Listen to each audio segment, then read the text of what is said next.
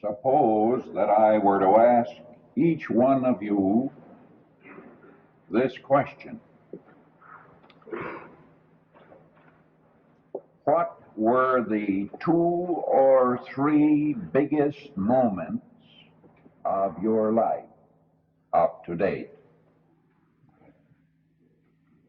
I wonder what you would think of as the biggest moments up to this present time.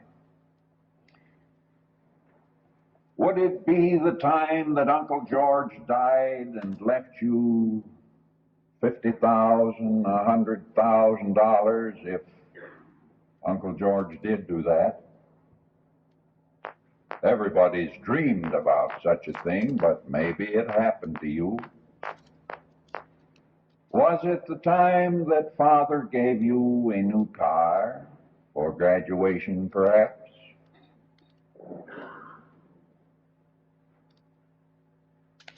Was it the time that you were given a trip to Europe as a wedding present, perhaps?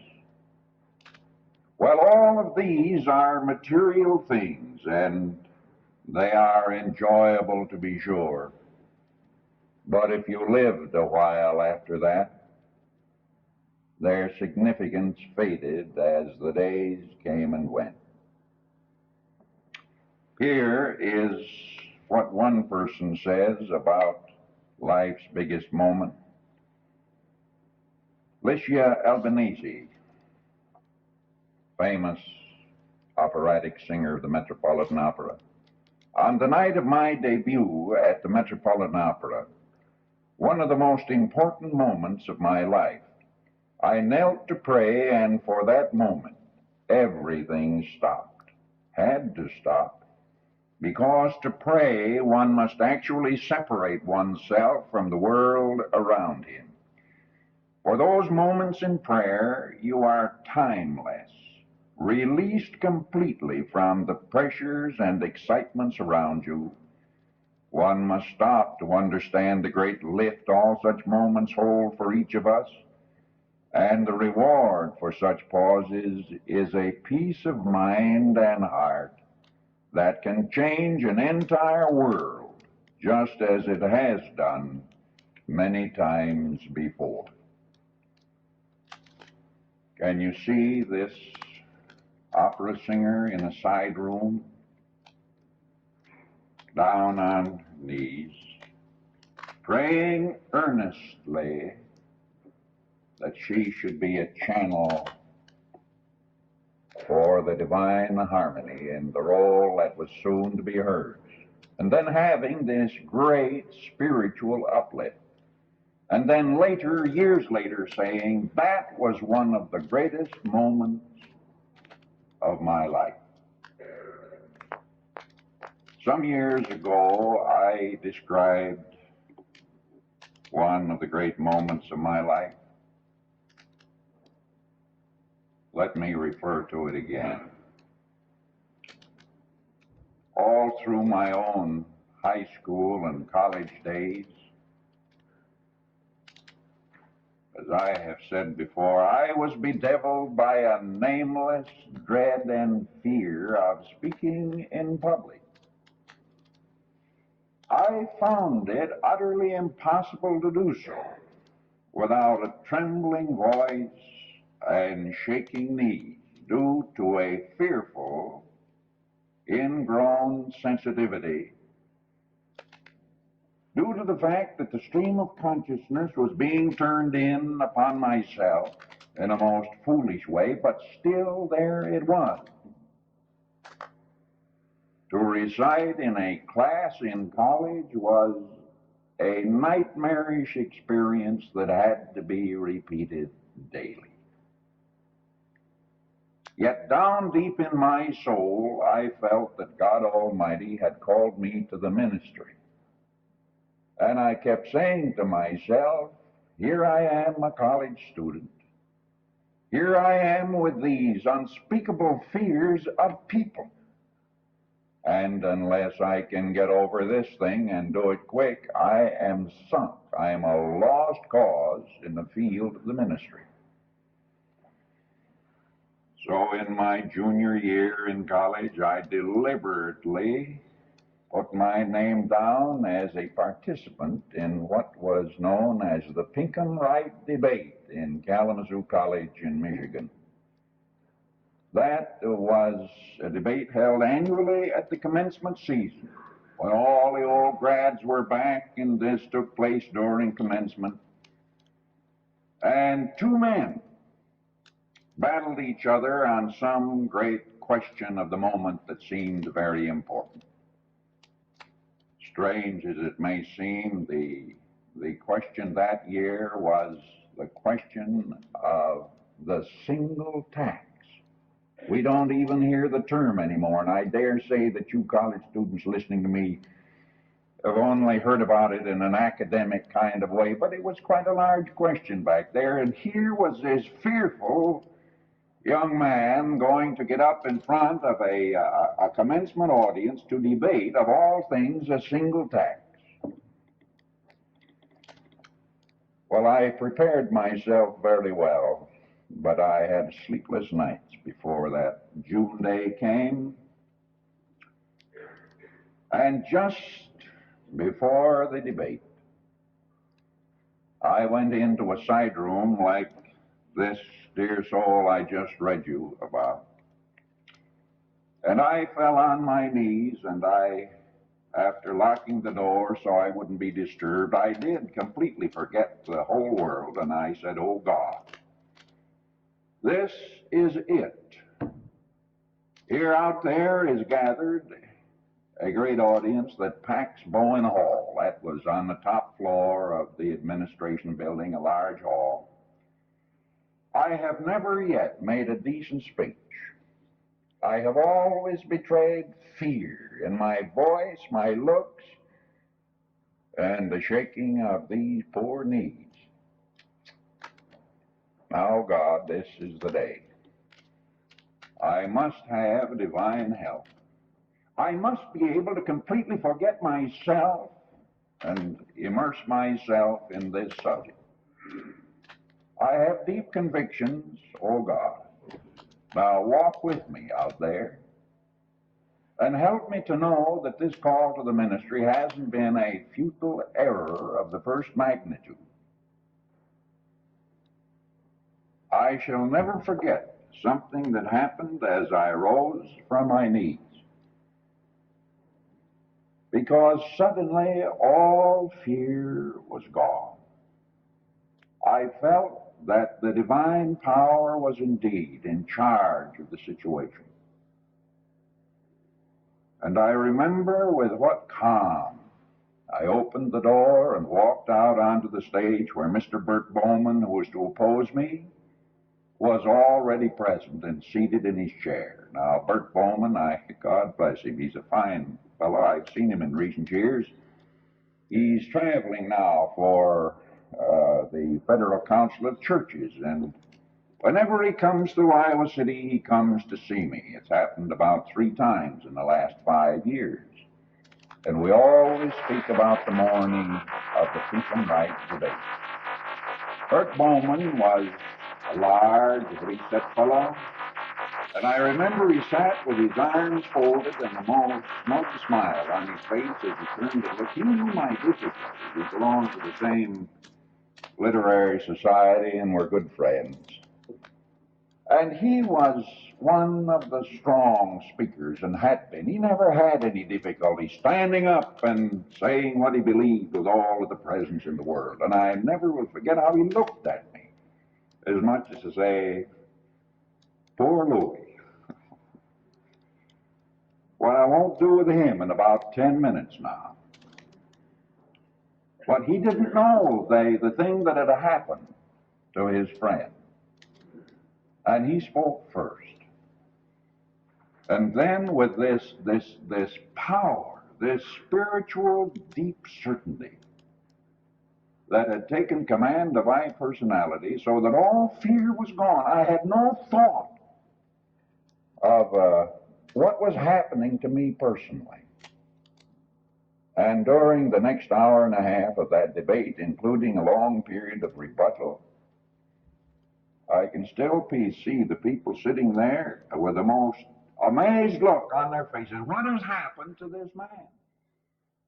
The president of the college, Dr. Stetson, had talked with me about it, and he'd said, "Now, don't ever think of giving up the ministry. This thing is temporary that you've got.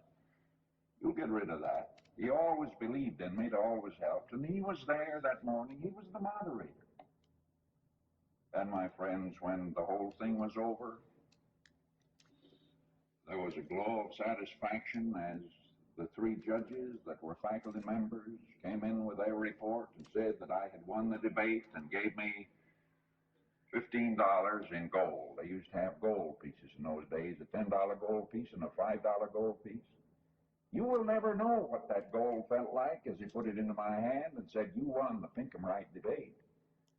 Well, that didn't matter to me. I had won something far more than that. I had had one of the big moments of life in which material considerations don't count at all. But when one is undergirded by the divine power of God Almighty. Now, my friends, it doesn't matter whether this thing is a debate in which one is facing a torment of tears, as I had been. It doesn't matter whether it's some terrible illness that has come, in which one has stayed close to God Almighty and has felt His healing power, and somehow has seen a new perspective come into life, in which those things that were important have slid down to a lesser place, and many of the things we've counted unimportant have come up and taken their proper place there at the Citadel. I'll never forget another great morning, and almost similar. It had to do with my ministry.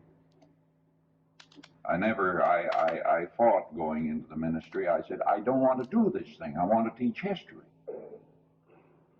And the Christmas convocation at the University of Chicago, where I took a master's degree in history and then was offered a wonderful job down in Kansas at a normal school as a head of a history department. I had no business with such a job, but Professor Terry offered it to me, and so here was the question. If you take that job, you will never give your full time to the Christian ministry, and you'll violate something deep in your soul that better not be violated. And I remember I said to Professor Terry, "Now, I can't give you my answer until tomorrow." He said, "Why?" I said, "I have to think and I have to pray." Well, he said, "There's no question. This is a chance of your lifetime, man. Don't be foolish."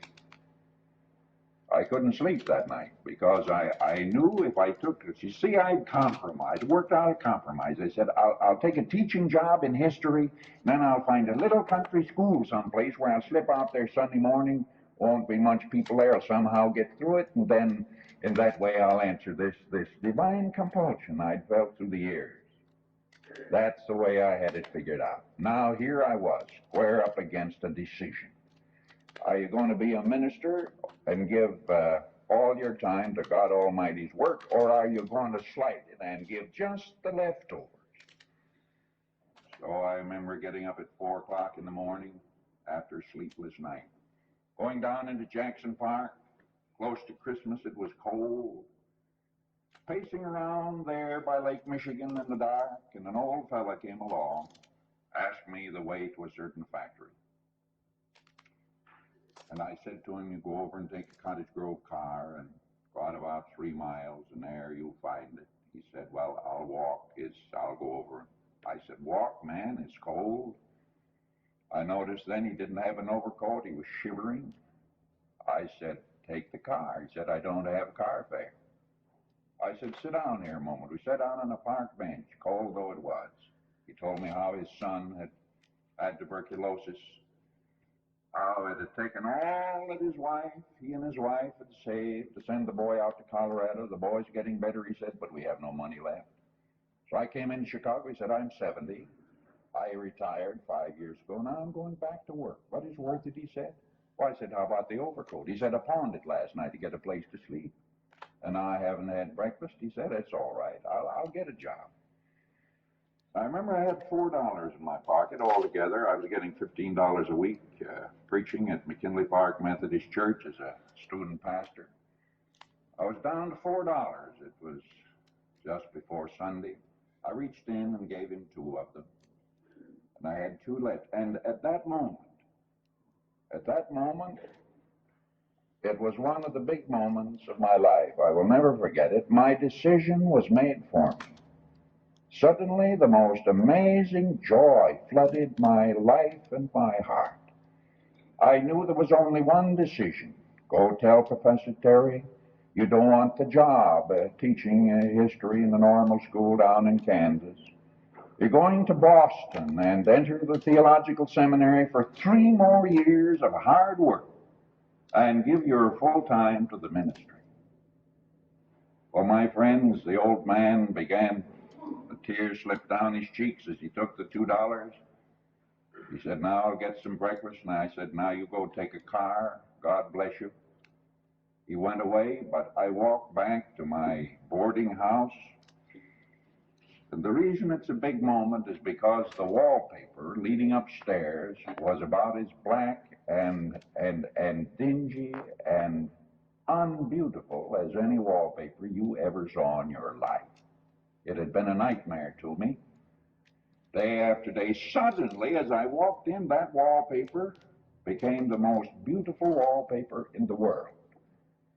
It glowed with a spiritual beauty that I didn't dream existed, as wave after wave of deep joy flooded my heart. My friends, that was one of the big moments of my life. I've had a few others. They don't come very often, moments like that, when somehow the true significance of life and of one's place in God's scheme of things comes clear, crystal clear, and we see with a vision we never had before. Now, I'm sure, in my own mind, we ought to have many more such big moments, all of us. And I'm very sure that the reason we don't have them is because we're immersed in a thing-cluttered world. Now, it's very important, these things. Making a living is exceedingly important. There's a practical side to it. But my friends, we get so immersed with earning money and paying bills and wanting more and more and more, as the television, the magazines, and the whole earth seems to say to us, look, you can't be happy, brother.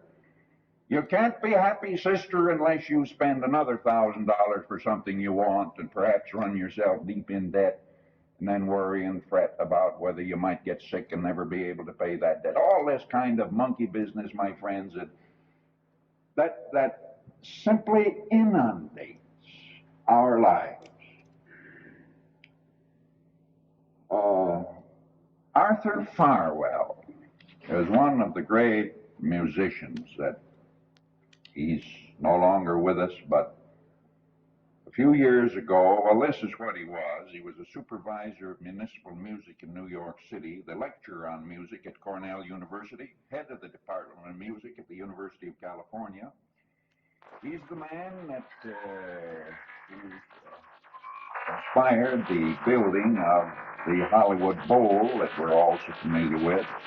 For 12 years, he was head of the Department of Theory of Music at the University of Michigan, and so on and so on. The man who had published a great deal of music, but one day he was asked to write a whole series of musical dramas that would appear week after week, brief ones. But he didn't have time, but still he wanted to do it. He was a very religious man, was Arthur Farwell. He tells us that he went to his room, closed the door, and sat down in an easy chair. And there he prayed about this matter. He tells us that suddenly it came clear to him that in the universal mind was all of the answers to all of the questions, if he could tune in. And then he suddenly thought of the particular theme he wanted to develop first, if he should accept this assignment. And then, after being in a reverent attitude of listening prayer, he visualized, almost in a dreamy state, the universal orchestra of God. And all of the great musicians of all time there, creative artists. And then he stated the theme that he wanted to hear presented. And suddenly, one of the instruments spoke, and then another, and another, and another, and here came the theme that he wanted fully developed. He listened with all his mind, almost in a dream state. And then, when it had finished, he suddenly sat up and grabbed his pen and some paper and wrote it out. He said one of the finest things that he had ever given to the world. He said, next week I'll try. He accepted the assignment, week after week of this, because he said, if this can happen once, it can happen again.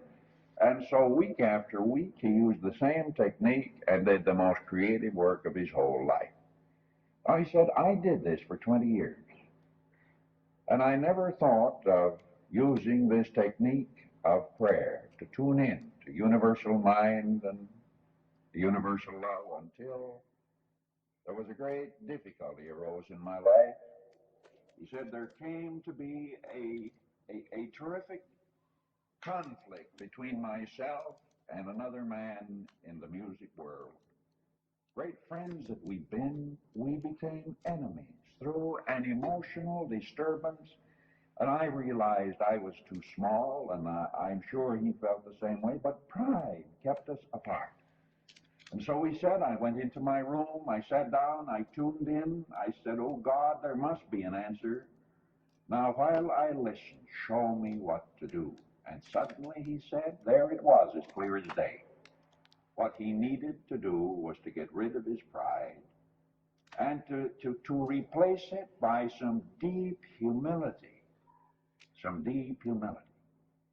And when that came into his heart, a feeling of the deepest humbleness, suddenly he sat up in his chair. He said, I must go to this man in the spirit of deep understanding and of penitence and love and just tell him the way I feel. He says he did that, and suddenly we were better friends than we had ever been in our lives. The man had felt the same way, but pride also had kept him from me. And so he said, I used that same technique to contact the infinite power, and always I found the answer. But he said, there are three things necessary. The first, you must feel a deep need. A deep need. You just can't say, now look, I'm going to tune in, I'm going to make God a cosmic errand boy. He's going to run around, do what I want, so that I can become a big boy. No, my friends, nothing like that. We don't dare make God a cosmic errand boy thinking I want this and this and this. No, our spiritual stature will diminish, my friend, instead of increase if we do that. The first must be a very genuine need. Then there must be, he said, clarity, a vision of clarity as to what it is that we want. And it must not be a selfish one. It must be something that would be good for ourselves and for the world, genuinely so. And then, he said, there must be quiet receptiveness in which self is jettisoned. It's just put out there on the periphery where it belongs much of the time, so that we are humble listeners to the voice of the eternal. Now, Jesus had these great moments. One, the first great moment that we have record of was when he came out of the Jordan River and John the Baptist had baptized him. And we're told that he felt that the dove of peace, the peace of God, descended upon him. And he was ready now to begin his ministry. A great moment. Another great moment came at the end of the 40 days of temptation, when he prayed day and night in order that his work might become perfectly crystal clear. And then these wonderful words. At the end of 40 days of fasting and prayer, angels came and ministered unto him. Ah, my friends, one of the big moments of the life of the Son of God. when after 40 days of such turmoil and hunger, angels came and ministered unto him. Another of the great moments is given to us in the New Testament was on the Mount of Transfiguration when, at the beginning of his last week and facing certain death by crucifixion, he went up onto the mountain to pray, and there he was transfigured. And there he talked with Moses and Elijah. And there he received his final commission to go down there into Jerusalem and pay the supreme price to show men what the love of God is in the face of the sin of the evil hearts of men. There he was transfigured so that his face became more shining white than the noonday sun. Do you know that in a small way, men and women could experience something like that if they would pay the price? I remember at the time of the coronation of Queen Elizabeth, someone came home and said to me, you know, the supreme moment of my life was when I met Queen Elizabeth. Well, she's a dear girl and a wonderful queen. I admire her profoundly, but my friends, imagine being able to say the thing that we could say. This morning I talked with God. What? The God of the universe, the creator of everything that is, the giver of every good and perfect thing. You talked with him. Yes.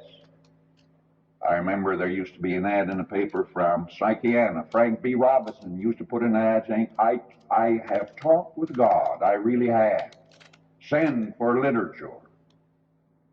Well, I met Frank Robinson, and indeed he was a man who talked with God, and he did thousands of people a great deal of good. Well, you and I should be able to say that and mean it. I talked with God. Big moments would come, my friends, and then we'd know what it means in the book when it says, commit thy way unto him, and he shall bring it to pass. Oh God, if we have been missing all of the big moments of a spiritual and dynamic character, forgive us. Help us to withdraw at times from the material battle with the world of things, in order that we may have big moments of clear vision and a deepening of the springs of life as we contact the very throne of God.